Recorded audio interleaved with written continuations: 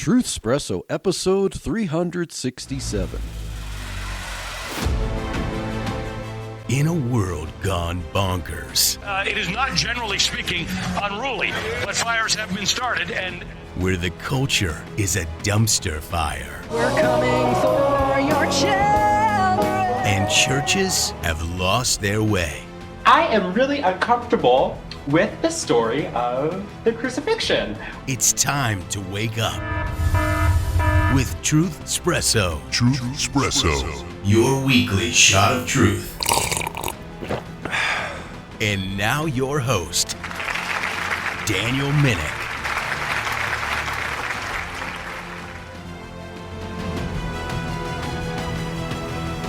Well, hello there, friends, family, foes, and, of course, lurkers alike. This is your host, Daniel Minnick, for yet another exciting episode of Truth Espresso, and I hope that this episode might be a bit intriguing as I get into some arguments that Mormon apologists will use for the authenticity of the Book of Mormon. In other words, arguments that try to claim that the Book of Mormon was not something that Joseph Smith created and authored, but rather that the Book of Mormon was translated from ancient records.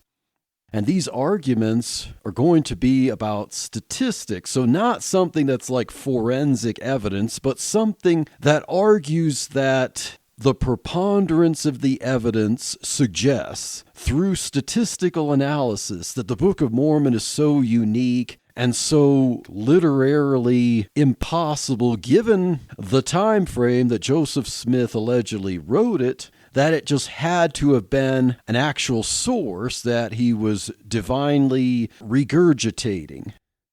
And why am I recording this episode? Well, I recently attended a lecture from my Mormon bishop friend about the statistical improbability of Joseph Smith authoring the Book of Mormon.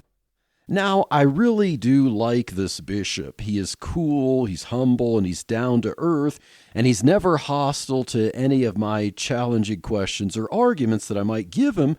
And I'm likewise never hostile to him, and he listens to everything I ask or say. He's warm and friendly, so shout out and props to my Mormon bishop friend and the other Mormons who attend his monthly lecture. They're all nice, friendly guys. And so I enjoy this monthly lecture, and I and my brother John try to ensure that we attend it because, of course, we want to practice 1 Peter 3:15 and continue to challenge Mormon friends here that we get to be around and try to give some truth nuggets when we can here and there. We also want to be educated with what Mormons have to offer for their apologetic. And so it's win-win, if you will, in that way. And I thank God for the ministry opportunities they have, because originally 2 Mormon missionaries showed up at my house. And because of that, I had no idea just how much of a Mormon community lived nearby. And so as Mormons are trying to be missionaries to the area where I live, I want to be as much a minister to them of the truth of the gospel of Jesus Christ, not the gospel that they proclaim or the Jesus Christ that they proclaim, but to do it with love and truth. Now, the information that the bishop presented in this recent lecture seems to have come from a Mormon YouTube channel called The Stick of Joseph. So I searched for this online, and this is what I found. And in an episode released October 26th of 2025, so about a month before this lecture, the 2 co-hosts interviewed an expert guest named Matt Vallejo. So Matt, Vallejo, I'm guessing you'd pronounce it Vallejo if it's Spanish in origin. The episode of The Stick of Joseph here is called The Insane Statistical Impossibility of the Book of Mormon's Origin. I'll provide a link to it in the show notes so you could watch it yourself and verify that I am in fact analyzing it correctly. If you'd like to, I'm I don't believe that you listening to Truth Espresso should be afraid in the slightest of listening to contrary opinions and presentations, even well put together ones by Mormons, so I encourage you to watch this, along with listening to this episode of Truth Espresso and see if I'm actually analyzing it correctly. The arguments I heard in the bishop's lecture line up exactly with this YouTube video, so I assume this was a source that he got it from. So I'll play some clips of the claims in the video and we'll respond to them. So the first claim, and kind of the baseline claim, is that Joseph Smith was an uneducated farm boy with little education, and he lived by subsistence. So he was a subsistence farmer, and yet he produced this amazing piece of work. So just that alone should show that Joseph Smith was the vessel that God used to translate a work, rather than that Joseph created the Book of Mormon out of his own imagination, because after all, he's an uneducated farm hand and made his living with subsistence farming. And so let's play a clip from the video of the Stick of Joseph episode and see that claim. So if we go to the low formal education, we know Joseph had about a second grade primary education, and then that was it. Other than that, he's a subsistence farmer. Yeah. Like if you even think about the day after he got the Book of Mormon, he has to go dig a well out the next day. Mm-hmm. He's working in the field. Mm-hmm. And so this isn't someone that's spending his time in deep study. Books and yeah. So Joseph Smith had the equivalent of a second grade education, and he wasn't spending much time in deep research and reading and stuff like that. He was just a lowly farm boy. Now, some of his life was, yes, doing lowly farm work, but I'd like to take a look more closely at the claims that he did not have much education, because as a matter of fact, around this time, the average adult had only the equivalent of a few years of schooling. And so Joseph Smith was kind of average as far as formal education. Now, given the economy of the time, people with natural talents and imagination and curiosity might have to suppress those while working a menial job to survive. And just because Joseph lived in the reality of an agrarian society at this time doesn't mean he was naturally limited to the talents of that reality. Now, some people have a knack and a drive for things that their society may largely hold back, and I think that really describes Joseph Smith's life from his youth on up. He had grander designs and visions than just doing farm work. And wealth and formal education don't make talent. They may refine your talent, but people can have natural talents and seek to find an avenue for them. Now, was Joseph Smith really uneducated, as these three Mormons in this video are claiming? Now, by some of today's standards, yes. And by other of today's standards, no. And we think about how a lot of young people think they're educated now, but given internet lingo and abbreviations and shortened speech and social media and stuff like that, it kind of shows that some people aren't as educated as they might think they are. But Joseph Smith, as many Mormons will admit and use as an argument, he was bad at writing. So some Mormon apologists use this as evidence that Joseph Smith didn't make up the Book of Mormon. However, Joseph Smith was good at reading. In fact, he excelled at reading, and he was above average in this skill. And he did, in fact, read a lot, and he read obsessively.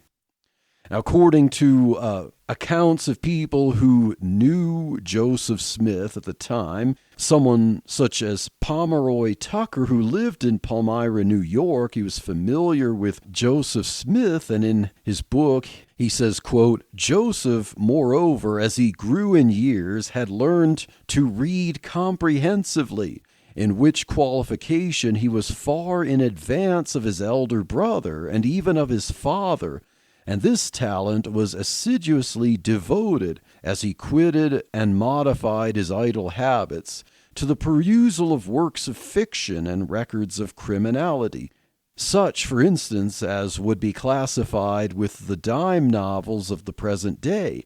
The stories of Stephen Burroughs and Captain Kidd and the like presented the highest charms for his expanding mental perceptions, unquote. So people who knew Joseph Smith saw him to be someone who was a very curious and industrious reader, especially of stories, and especially of stories that had to do with finding treasure. Now, I'll provide a link to this book that I'm quoting from. It's called Origin, Rise, and Progress of Mormonism. So it's people who knew Joseph Smith and observed how the Church of Jesus Christ of Latter-day Saints formed based on how they knew Joseph Smith and how maybe some legends come forth. They knew he was someone who could read well and who read a lot, and how the things that he read influenced his ideas. So I mentioned from the quote from this book that one of the things that Joseph Smith read were the stories of someone named Captain Kidd, Kidd. So who is this Captain Kidd that Joseph loved to read about? Captain William Kidd was a Scottish sea merchant and treasure hunter in the 1600s, and that's going to be very important because we're going to see that this really, really framed Joseph Smith's life leading up to him finding the treasure of the golden plates that are supposedly the original ancient records of the Book of Mormon. Now, according to a guy named Dan Vogel, who's an historian of Mormonism, in his 1923 book, Early Mormon Documents, Joseph Smith, quote, claimed to know where Captain Kidd had money hidden in Palmyra, unquote. So I'll provide a link to Dan Vogel's book, and if you want to, you could read more about that. And so Captain Kidd wasn't just fun stories about buried treasure to Joseph Smith. Joseph believed and he claimed that he could find buried treasure, including buried treasure that Captain Kidd himself buried. Or at least he wanted people to believe he could. I'm not going to attempt to mind read a young Joseph Smith, but people reported in different sources that Joseph Smith claimed to be able to find buried treasure, and particularly buried treasure from Captain Kidd. Joseph Smith's youthful fascination with the pirate-like stories of Captain Kidd and his expeditions and buried treasure are quite important to understanding what led to his own treasure hunting and the background to the Book of Mormon. And, as I alluded to earlier, there are many different people who attested that Joseph Smith could read well, and he read a lot, but that he couldn't write. And there are many who attested that he read about Captain Kidd and claimed to know about Captain Kidd's buried treasure. And there's a section of a website called analyzingmormonism.com. I'll provide a link to that in the show notes so you could see just how many accounts there were, third-party accounts attesting that Joseph Smith was an avid and skilled reader, and that what he read, especially about Captain Kidd, would seem to kind of influence the trajectory of what would ultimately lead to the Book of Mormon. And Joseph Smith also had a fascination with ancient peoples of America years before he claimed to translate the Book of Mormon. And his mother, Lucy Smith, wrote on page 87 in her book History, quote, "During our evening conversations, Joseph would occasionally give us some of the most amusing recitals that could be imagined. He would describe the ancient inhabitants of this continent, their dress, mode of traveling, and the animals upon which they rode, their cities and their buildings, with every particular. He would describe their warfare, as also their religious worship. This he would do with as much ease, seemingly, as if he had spent his whole life with them," unquote. So, think of this. Before he allegedly translated an ancient record that just so happened to be about all this, he would talk to his family and narrate stories and describe for them in detail ideas about ancient American inhabitants. Kind of sounds like Joseph Smith could have authored the Book of Mormon. Or God just saw fit in someone who was fascinated with this to translate an ancient record that just so happened to fall in line with his obsession.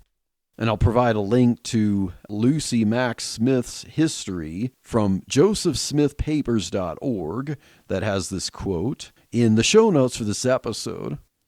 So, Joseph could read well, and he read a lot, especially stories. So yes, anecdotal evidence that Joseph Smith had these stories stirring in his imagination before he was given the task to translate golden plates that just so happened to fall in line with his ideas. And now, what about the religious elements of the Book of Mormon? Was Joseph Smith all about pirate treasure, or did he read more than that? We know Joseph Smith was very interested in religion for much of his youth, and when Joseph's older brother Alvin suffered severe stomach pain from mercury poisoning, understandably this was an extremely difficult time for the Smith family, and to add insult to injury, when Alvin died not long afterwards, the Presbyterian minister Benjamin Stockton, officiating Alvin's funeral, expressed doubt about Alvin's salvation. According to Joseph's younger brother William, Stockton, quote, "had preached my brother's funeral sermon and intimated very strongly that he had gone to hell, for Alvin was not a church member, but he was a good boy and my father did not like it," unquote. Of course, such a tragedy would naturally make a young Joseph Smith disturbed and curious about religion. Wouldn't you think? If your older brother died and suffered a lot of pain, and then a minister expressed doubts about his salvation, wouldn't you be curious about religion and Christianity and such? I know I would. Now, going back to Tucker Pomeroy's account of Joseph Smith that I mentioned earlier, we read on page 17 that, quote, "As he had further advanced in reading and knowledge, he assumed a spiritual or religious turn of mind, and frequently perused the Bible, becoming quite familiar with portions thereof, both of the Old and New Testaments. Selected texts from which he quoted and discussed with great assurance when in the presence of his superstitious acquaintances. The prophecies and revelations were his special forte." Maybe that explains why there's a lot of Isaiah and references to Revelation in the Book of Mormon. Okay, back to the quote. "His interpretations of scriptural passages were always original and unique, and his deductions and conclusions often disgustingly blasphemous, according to the common apprehensions of Christian people. Protracted revival meetings were customary in some of the churches, and Smith frequented those of different denominations, sometimes professing to participate in their devotional exercises," unquote. So Joseph Smith Contrary to the way the Mormons on this video might portray him, he was an avid reader and he studied the Bible a lot, even as a youth. And he came up with interpretations of passages, and yes, in fact, he probably memorized some of his favorite passages.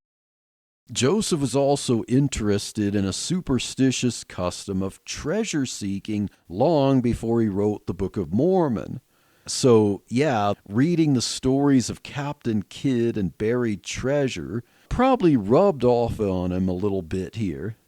And during this time, there was also kind of a cottage industry of divining, treasure hunting, glass looking, even seer stone type of stuff where people would claim to have these spiritual insights to be able to find treasure. So while Joseph Smith was a youth, he used something he claimed was a seer stone during his own treasure hunting, and he would get paid about $14 a month at that time doing treasure hunting.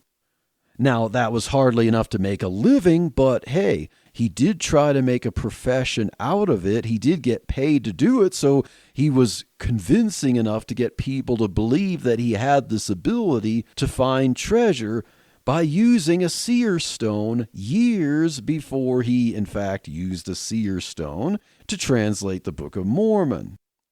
And this very same seer stone that he used for digs and treasure hunting was the same one he used later for translating the golden plates into the Book of Mormon. And he would put this seer stone in his hat and stick his face in the hat to block all light and read each word that God gave him. Now, was this some special thing that God told him to do specifically for the Book of Mormon? And was it to avoid distractions or to block light or to show that he wasn't cheating somehow? Well, in 1826, and this is 3 years before translating the Book of Mormon in 1829, Joseph Smith was charged with being a disorderly person and an impostor. According to the court transcript from witness testimony from a guy named Jonathan Thomas, who was with Joseph Smith on a failed treasure dig, quote, "Prisoner said that it appeared to him that salt might be found in Bainbridge, and that he is certain that prisoner," referring to Joseph Smith, "can divine things by means of said stone and hat. That is evidence of fact. Prisoner looked into his hat to tell him about some money witness lost 16 years ago," unquote. And I'll provide a link to the court transcript from the 1826 trial of Joseph Smith in the show notes for this episode. So let's think about this for a little bit. We know that Joseph Smith put his seer stone into his stovetop hat and planted his face in there to read words that God had given him, allegedly, of course, to translate golden plates into English. But before that, Joseph Smith's seer stone in the hat trick is something he did frequently for his treasure-seeking divinations years before he did the same thing for translating the Book of Mormon from golden plates. And he did this and failed. He did the same thing with a seer stone in a hat, claiming to be able to find treasure, and he ultimately went on trial because he would make promises that he in fact couldn't keep because he failed to find treasure. So it's interesting that God would use some superstitious false divination claim, the very same method of it that Joseph Smith used for failed treasure digs, to have him translate golden plates. I don't know about you, but it sounds to me that Joseph Smith was just kind of continuing his treasure seeking and using the same methods and making claims about it. So now let's consider what we have looked at so far. We have a young man who actually had a vivid imagination about history. He excelled in reading. He was obsessed over theories about ancient American civilizations. He read a lot of stories about treasure hunting. he practiced superstitious treasure hunting himself, following a cottage industry of such thing that existed at that time, and he also read and studied the Bible a lot before his claims about the Book of Mormon. Now, I think the claims that Joseph Smith was just an uneducated farm boy who spent his young life on subsistence living are kind of exaggerated. How is your flame of truth, Christian? Is it burning bright? Hi, I'm Rebecca Berschwinger, creator and host of One Little Candle, a weekly podcast dedicated to encouraging, empowering, and equipping believers to be the light that God has called us to be, so that we may pass down undefiled the truth of God's infallible word to the next generation. So join me and light your own little corner of the world. You can listen to One Little Candle on all major podcast platforms or at christianpodcastcommunity.org. So what about the amazing output of Joseph Smith in the supposed 65 working days of churning out the Book of Mormon compared to the only other writers supposedly in this education category in the 1820s to write novels? Well, let's listen to the argument that these Mormons give on this podcast. If someone came up to you and said, yeah, Joseph did it, it's like, okay, what are the numbers that we would base that on? Yeah. You know, you're saying that this is like a normal thing that someone could assume. Let's see how normal that really is. Yeah. Okay. That's this style. So that's of thought. an absurd word count. He is in the very minority. He is in the top 0.001%. Oh, really? So he's in the bottom 5-ish% of likely authors for a book in that time, and he's in the top 0.001% of books in terms of book size. Yeah. And you look at something like My Brother Jonathan, the top one in that decade. Yeah. John Neal self-reported that it took him about a year to write that. So we have about 365 days to write about 365 to 400,000 words. You're talking about 1,000 words a day. Yeah. Joseph did about 270,000 words in about 65 working days. Yeah. That's quadruple the output. That's crazy. Per day. Wow, Joseph Smith quadrupled the output of the only other contender in his education category for writing the equivalent of a novel. A miracle, right? Well, let's just hold on a bit and look a little more closely at these claims. What about what may have been going on with each writer at that point that is not really mentioned in this podcast? If we assume it's accurate that Joseph Smith dictated the Book of Mormon in the 65 working day time frame, what was the difference between the circumstances surrounding Joseph Smith's life and that of John Neal? Now, during the year that John Neal was writing Brother Jonathan, and by the way, it's Brother Jonathan, not My Brother Jonathan, but during that year of writing, Neal was employed. He was also a writer for Blackwood's magazine in Edinburgh, Scotland. So Neal had time constraints while writing his own novel. His work constraints used the same brain functions that he would need to write a novel on the side. Now, I'm sure brain fatigue would affect some daily output there, and it's still pretty amazing that John Neal worked as a writer for a magazine, and then when he's not working, he's writing a novel, and he writes his amazing novel in 1 year. Now, what was going on in Joseph Smith's life when he dictated the Book of Mormon? Joseph Smith was, in fact, unemployed during this time. He claimed a divine spiritual work that persuaded others to house him and support him while he devoted himself almost entirely to this matter. His future father-in-law, Josiah Stowell, supported him. And much of the time he was dictating the Book of Mormon, he was living in the home of his friend Oliver Cowdery's friend Peter Whitmer. So unlike John Neal, Joseph Smith wasn't earning his own keep during this time. He had almost all of the time of the day to get it done. John Neal also didn't claim divine revelation to write his novel, and he didn't have others helping him get stuff on paper. John Neal had to write himself, which would take more time and, of course, could result in wrist cramps and stuff like that. But Joseph Smith could say words and have someone else write them down. Yes, there is overhead to that kind of dictation method, admittedly, but there are constraints on someone writing things down themselves. Now, Mr. Vallejo, the guy giving the statistics about the Book of Mormon in this video, also brings up James Fenimore Cooper and his output of about 714 words per day writing The Last of the Mohicans. Fenimore Cooper at the time was independently wealthy after his father died, but his wife challenged him to write a novel. And The Last of the Mohicans was his fourth novel and the second one in his 5-novel series, The Leatherstocking Tales. So, yes, Fenimore Cooper wasn't employed at this time, but he didn't have something on his mind that he just had to get out and write down. It was a challenge from his wife, so he decided, hey, maybe I should use my time to write novels, so he had to concoct stuff to meet a challenge.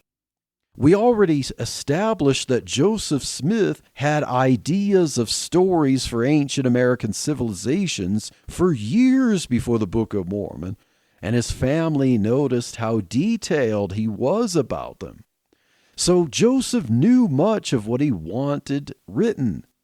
Now, who knows how long he had specific ideas swimming in his head until then? A lot of the stuff about Joseph Smith is admittedly guesswork and mysterious on both sides, of course.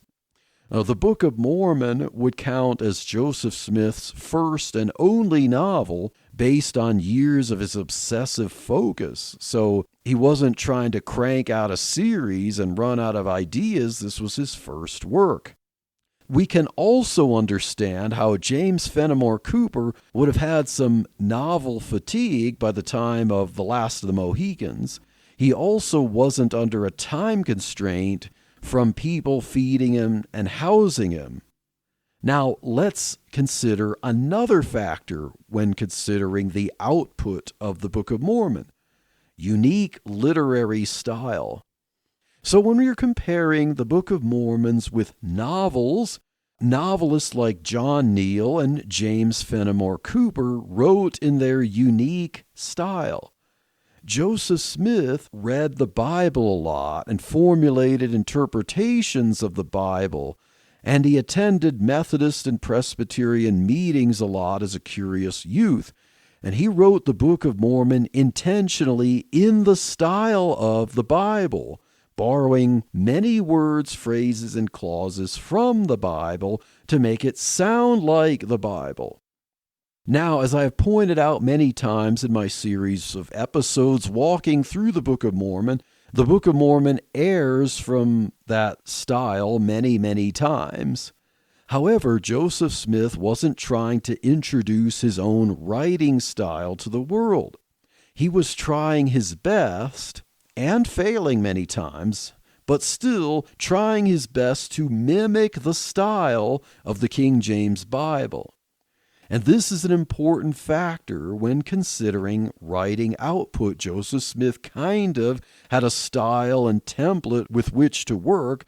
The other novelists that Mr. Vallejo is comparing wrote their own style and weren't trying to sound like Scripture.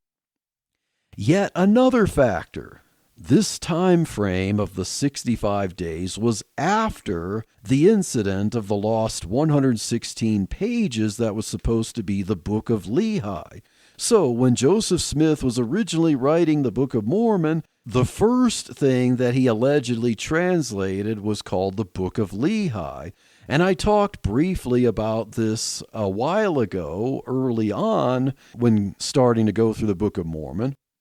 So Joseph Smith had already written a lot of his ideas, and in a little more liberal time constraint at this time when he was writing the Book of Lehi, His friend Martin Harris's wife Lucy convinced him to let her take his original 116 pages of manuscript to show certain family members, but she conveniently lost them, and of course this really upset Joseph Smith. And Lucy Harris also challenged Joseph Smith that if he were truly divinely translating this stuff, then he should be able to reproduce what was lost pretty much exactly.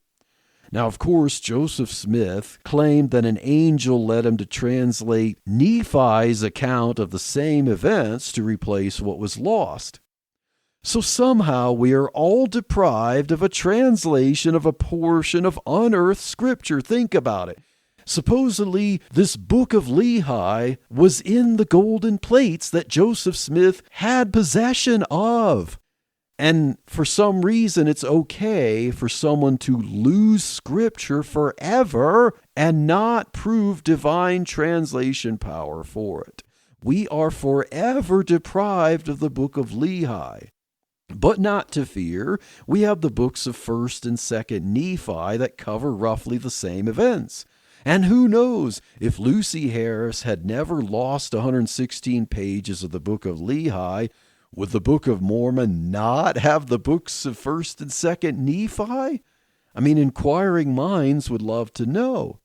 But I digress on that, because let's get back to the sheer volume of output in these 65 days.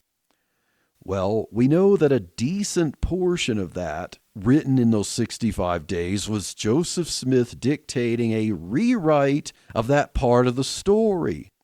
And don't forget, 1st and 2nd Nephi quote over 18 chapters from the book of Isaiah in the Bible.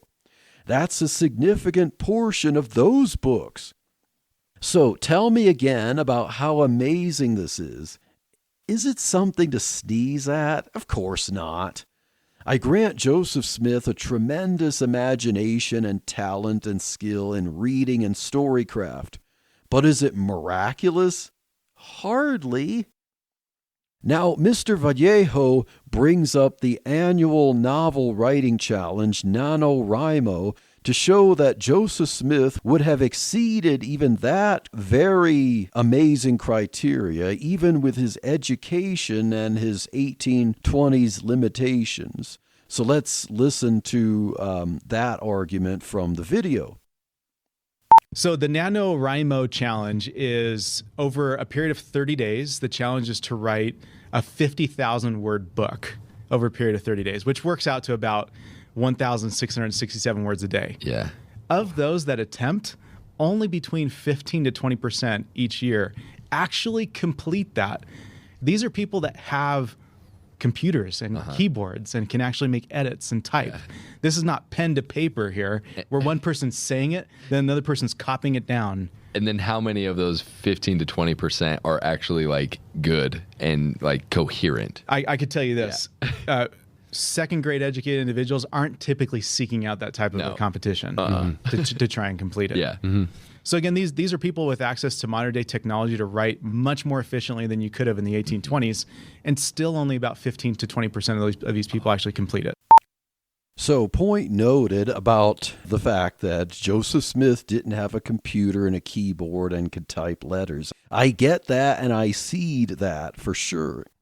And this argument about comparing the Book of Mormon to the output of NaNoWriMo sounds good until you consider some factors. Remember, Joseph Smith wasn't working at the time he wrote the Book of Mormon. He had plenty of story in his head for years, and the alleged 65 days of writing included rewriting the story he lost from the 116 pages, and 1st and 2nd Nephi make up about 20% of the Book of Mormon.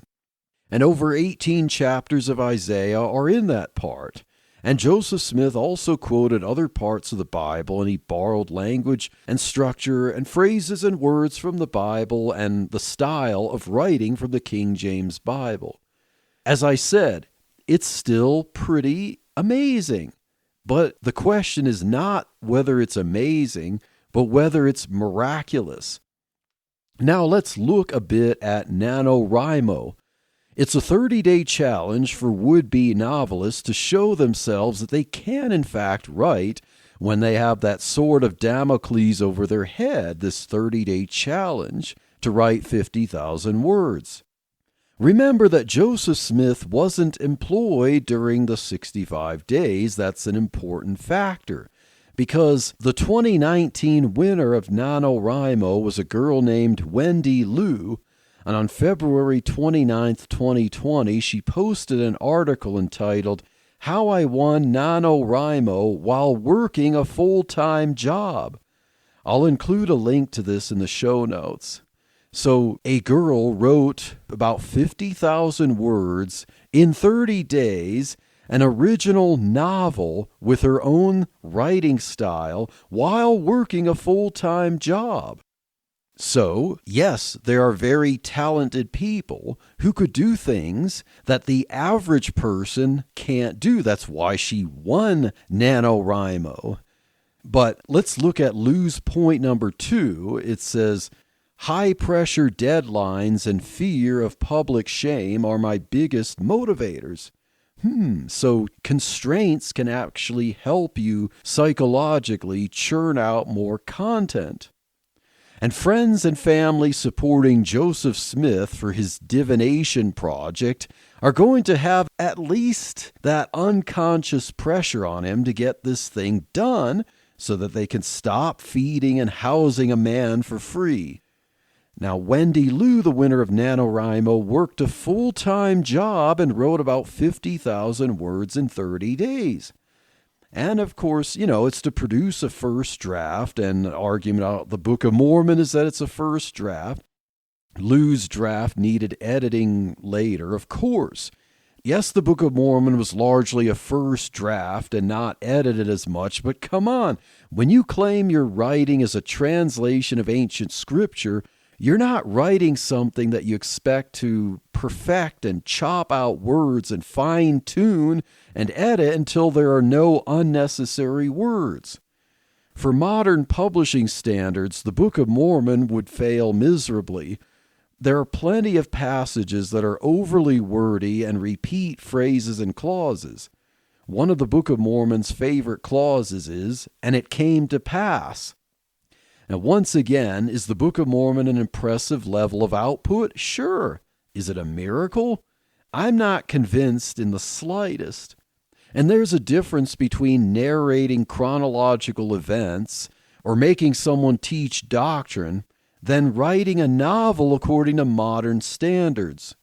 Novels today expect vivid character development and a show-don't-tell approach using descriptive verbs and nouns more than adjectives and adverbs, and of course, repeating phrases and clauses. There's a difference between writing something like, "And it came to pass in the 4th year of the reign of the king that his armies did go forth to fight their enemies." No, that's not a quote from anything. I'm just pointing out a style.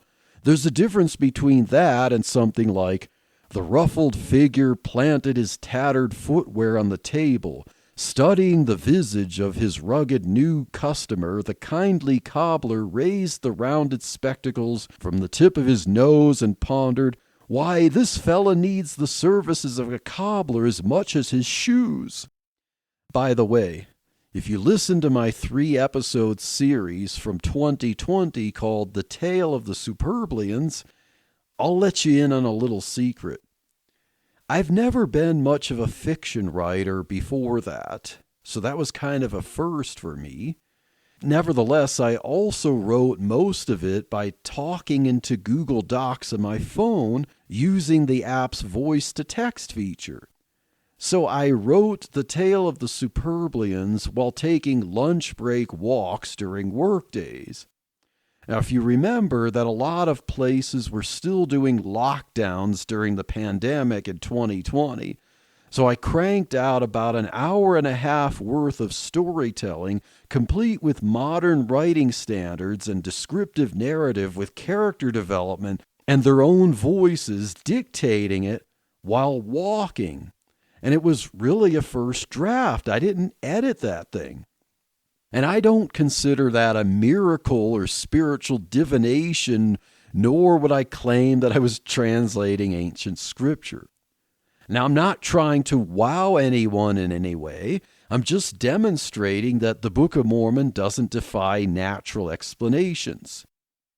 So, we've covered Joseph Smith's education, his literary influences, his treasure hunting, and his employment status as factors when evaluating the claim of insane statistical impossibility for Joseph Smith authoring the Book of Mormon rather than translating it from an ancient record. After all this, I'm just not convinced so far, not by a long shot. Now, the video from the Stick of Joseph podcast continues on with other arguments such as Hebrew chiasmus in Alma chapter 36 and stylometry statistics from the different characters in the Book of Mormon. Now, my Mormon bishop friend also covered these, so we'll look at those in another episode, kind of a part 2 of this study. And until then, I hope that this episode was helpful in considering some of the strongest arguments that Mormons will use to claim that the Book of Mormon defies naturalistic explanations. Because when we can't see the alleged original sources and study the reformed Egyptian of the golden plates, and we don't see archaeological evidence for the Book of Mormon's civilizations, we need to resort to statistical arguments about the Book of Mormon to compel us to believe its claims. Of course, we know what Mark Twain said about lies and statistics. But when these arguments fail, what else is left for believing the Book of Mormon to be true but Moroni's challenge to read and pray about it, or to feel a burning in the bosom, I guess? So thank you for listening to this episode of Truthspresso, and stay tuned for the next exciting episode of Truthspresso and more arguments for the insane statistical impossibility of the Book of Mormon's origin, and God bless.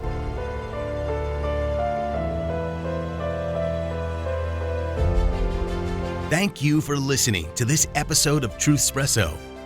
Be sure to subscribe and rate it on your favorite podcast app. Truthspresso is a member of the Christian podcast community. Check out other great faith-building shows at ChristianPodcastCommunity.org.